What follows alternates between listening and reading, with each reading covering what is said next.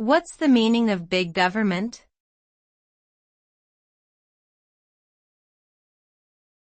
Big government.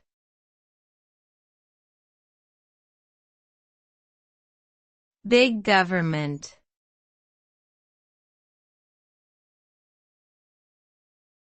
Big government.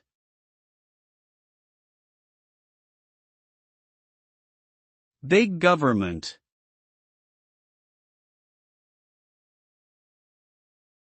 Big government is a term that refers to a government that has an extensive bureaucracy and intervenes heavily in the lives of its citizens. Typically, this involves a government that spends a large portion of its budget on social welfare programs, public services, and regulatory agencies. The concept of big government has been a topic of debate for decades, with proponents arguing that it promotes equality and protects vulnerable populations, while opponents argue that it can stifle economic growth and individual liberty. Ultimately, the definition of big government is subjective and dependent on one's political ideology and priorities.